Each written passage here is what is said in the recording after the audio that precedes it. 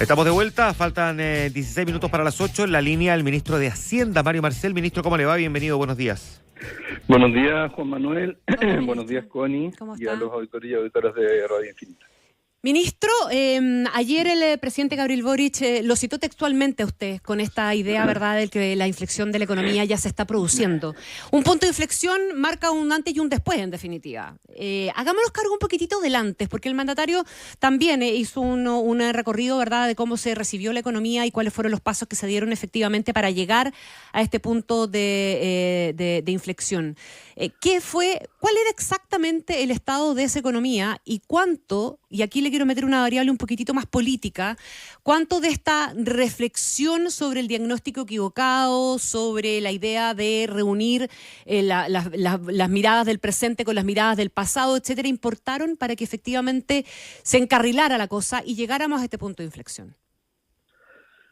Sí, bueno, la economía en marzo del 2022 estaba en una situación de un profundo desequilibrio, desequilibrio que había sido causado en parte por la propia pandemia, pero en parte también por las medidas que se habían tomado durante la pandemia, algunas por el gobierno, como fue el IFE universal, en que prácticamente el 85% de la población estaba recibiendo subsidios del Estado, y por otra parte por los retiros de fondos de pensión. Uh-huh.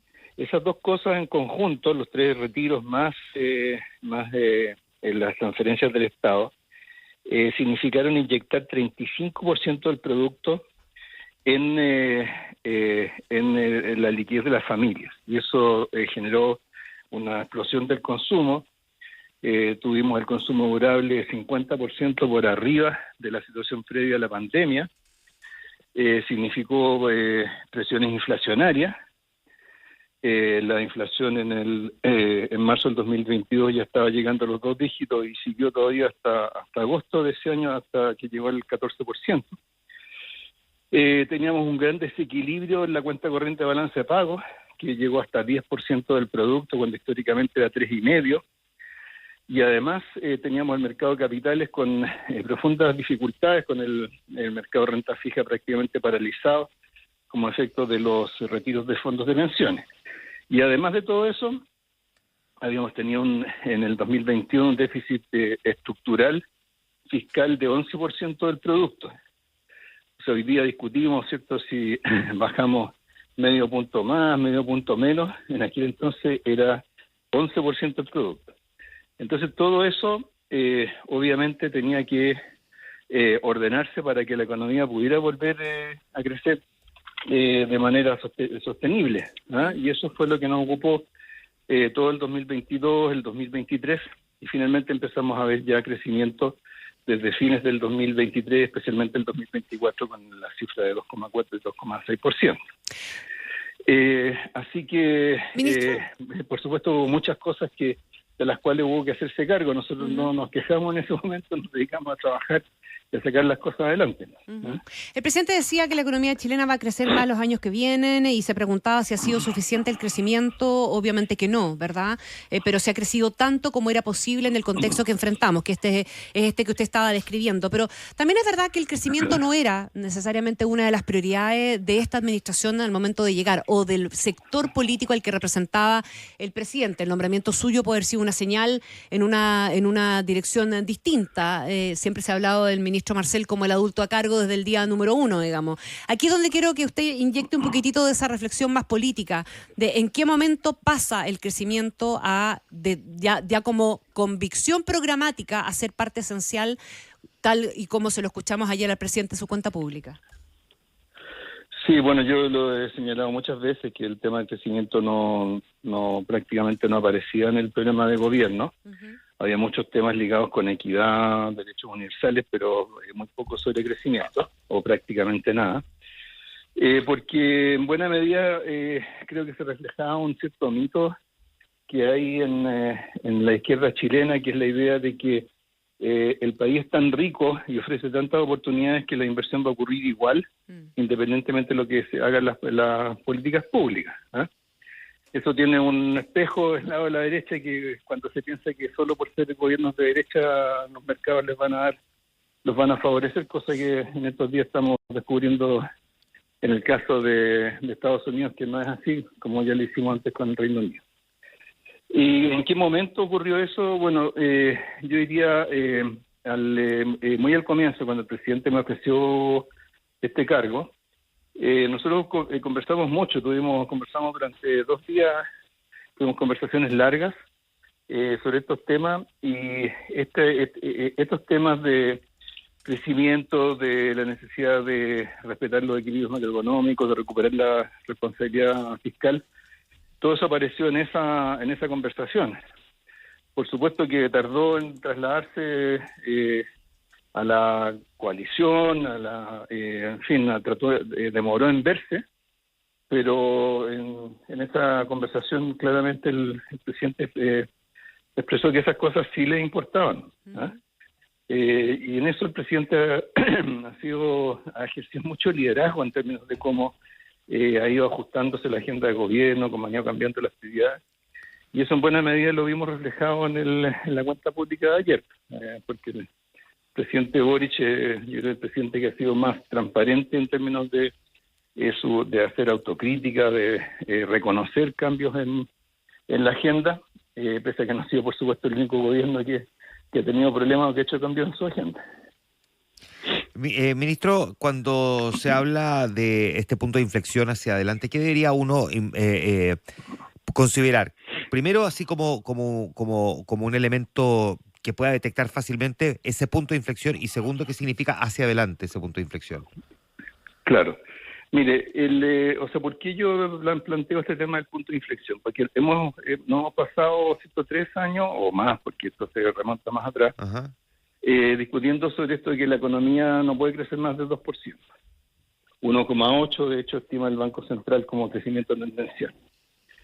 Y resulta que ahora en el 2025 vamos a completar un segundo año creciendo en torno al 2,5%, sin que haya desequilibrio en la economía, sin que haya presión inflacionaria, y lo hemos hecho a pesar de que las condiciones financieras han sido muy restrictivas.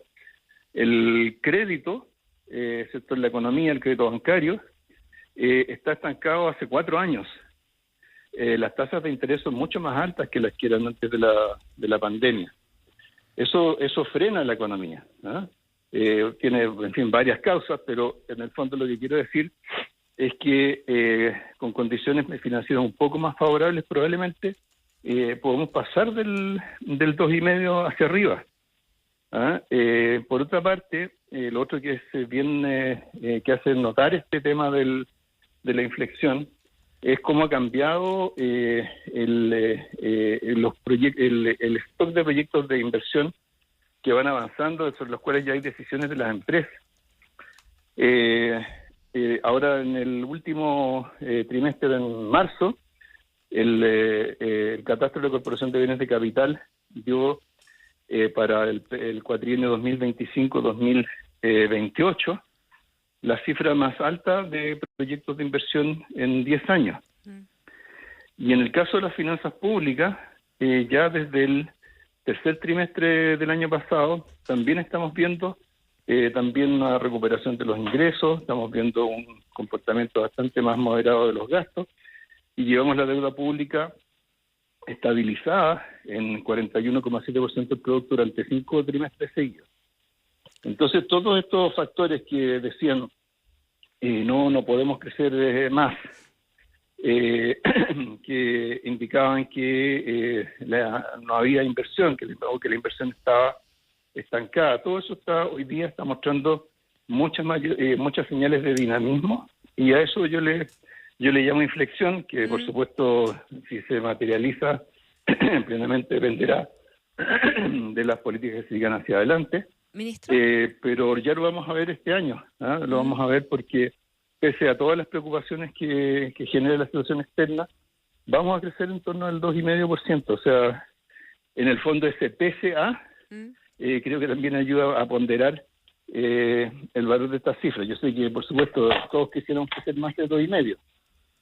Y creo que vamos en ese camino. Ahora, pese a lo que usted está diciendo, de todas maneras, desde el mundo de los empresarios, de distintos sectores del empresariado, pero lo puedo resumir en los dichos de la presidenta de la Confederación de la Producción y del Comercio, se esperaban anuncios mucho más concretos y medidas mucho más macizas. O sea, yo la verdad es que, vi las declaraciones de la presidenta de la CPC. Lo que entendí es que se estaba focalizando en cosas bien de corto plazo, porque hacía referencia, ¿cierto?, a los 3 temas que mencionaba, eran todos temas como de la coyuntura del último mes y medio. Habló del mercado laboral, de una inversión estancada, etcétera. Sí, pues, pero es que resulta que la inversión no está estancada, ¿ah? La inversión ya viene creciendo desde el segundo trimestre del año pasado. Viene creciendo trimestre a trimestre. El primer trimestre de este año no fue una excepción. Y si uno se guía por los proyectos que ya están con todos sus permisos aprobados, etcétera, y que forman parte de este catastro que mencionaba, seguramente vamos a ver más dinamismo de la inversión durante el resto del año. Ahora, aquí, sobre todo en las expectativas empresariales, hay ciertos sectores que son más emblemáticos, que pesan más y que marcan un poco las expectativas. El sector de la construcción es uno de ellos, y sabemos que el sector de la construcción está rezagado, ha estado muy golpeado por diversos factores que han operado en los últimos años. Y por eso nos hemos preocupado de impulsar medidas en favor de este sector, y recién se aprobó esta ley de subsidio a la tasa hipotecaria, que debería permitirnos reactivar la venta de viviendas y, por lo tanto, a partir de ahí la construcción de viviendas. Uh-huh. Ministro, ¿qué podríamos haber hecho mejor? ¿Qué podríamos haber hecho mejor? Bueno, a ver, yo diría, por ejemplo, en el ámbito más propio nuestro, yo diría haber quizás evaluado mejor cómo se veía el panorama del crédito en la economía. Por supuesto, eso no es una responsabilidad solo del gobierno, también sí el Banco Central, la CMF. Concentramos muchas cosas, muchos ajustes en el sector financiero durante este periodo. A lo mejor lo podríamos haber repartido de una manera un poco distinta. Creo que la manera como se distribuyó la convergencia fiscal a través del tiempo, creo que también podría haber sido un poco diferente.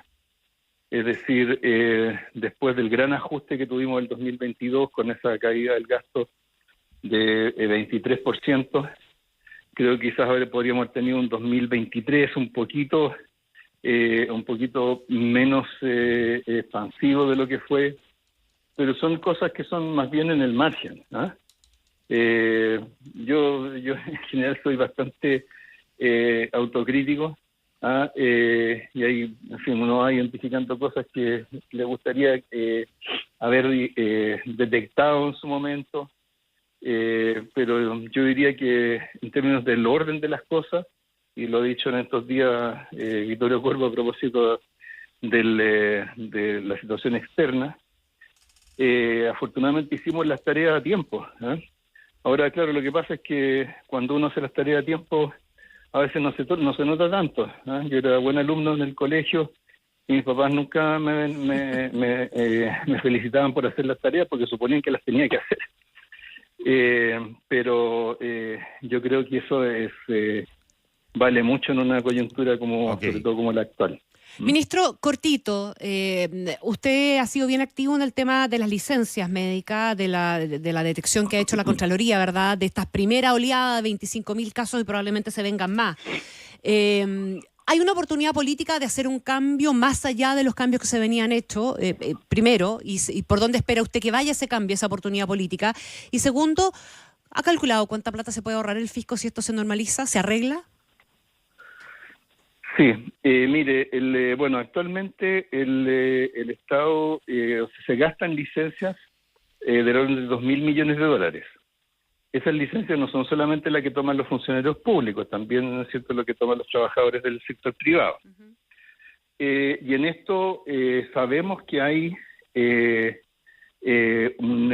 un exceso de licencias, porque cuando comparamos con la situación previa a la pandemia, estamos por arriba de eso, y eso no solamente para el sector público, sino que también, o sea, en general para todo los subsidios por incapacidad laboral, como se llaman técnicamente, ¿no? Entonces, lo que tenemos que hacer ahora es avanzar en lo que ya se acordó para el presupuesto, que es esta reforma paramétrica al subsidio por incapacidad laboral. Porque la manera en que opera aquí en Chile genera muchos incentivos a este tipo de cosas. Y por incentivos, ¿cierto?, tenemos que acordarnos que llegan no solo a los trabajadores, sino que también a los médicos que emiten las licencias. Entonces, por ejemplo, esta combinación que tenemos en Chile de 3 días de carencia, pero solo si la licencia dura hasta 11 días, si se pasa de 11 días, entonces se pagan los primeros 3 días y todo lo pagamos al 100%. O sea, esa combinación creo que ha probado ser complicada y incentiva este tipo de comportamientos, ¿no? Y yo creo que lo otro, claro, siempre pensamos en el ámbito de las reformas, pero yo creo que hay que pensar también en lo que pasa en la ciudadanía, en las empresas, los mismos trabajadores. O sea, darse cuenta de que estamos muchas veces abusando del tema de las licencias para resolver otros problemas. Es muy común, ¿cierto?, cuando, yo creo que todos lo hemos escuchado, cuando alguien tiene un problema en el trabajo, se peleó con el jefe y piensa y dice, ¿cierto?, voy a tirar una licencia. Entonces tiene que haber otras formas de resolver esas cosas. Por supuesto que la licencia médica no tiene ese propósito. Ministro, se nos va el tiempo, pero déjeme hacer esta pregunta porque se instaló como un tema a partir de la entrevista que hace algún tiempo dio la precandidata al oficialismo, Carolina Toa, y donde usted de alguna manera fue emplazado también por la oposición en términos de su rol como ministro de Hacienda y al mismo tiempo pareja de una candidata. ¿Es algo que usted haya evaluado eventualmente, dejar el cargo si es que ella gana la primaria presidencial del oficialismo? Sí, mire, a mí me gusta que me hagan esta pregunta porque da la impresión de que si quisiera que uno se quedara. Claro. Porque si quisieran que uno se fuera, diría mejor ni preguntemos, no, ya sé que cambie de idea. Pero la verdad es que yo, digamos, he estado todo el tiempo planificando cosas que hay que hacer para adelante. Tenemos muchas tareas de aquí hasta el final del gobierno. Siempre, ¿cierto?, el presidente podrá tener una opinión distinta, siempre podrá haber otro tipo de circunstancias, pero uno tiene que concentrarse en su tarea, ¿no? Como se le exige a un buen tenista, a un jugador de fútbol, hay que concentrarse en el juego y tratar de sacarse otras cosas de la cabeza. Por lo tanto, independientemente de la decisión que el presidente vaya a adoptar, pero al menos usted como ministro de Hacienda, esa es una alternativa que no ha evaluado. Yo no he planificado nada en tal sentido. Perfecto, ministro. Muchas gracias por conversar esta mañana, ministro, con nosotros. Ya, gracias a ustedes, que tengan un buen día. Gracias. Tenemos Lima Seca ahora en un rato más. Sí, pues un ratito más tenemos Lima Seca. Sí. Gracias, ministro. Ya, pues. 8:02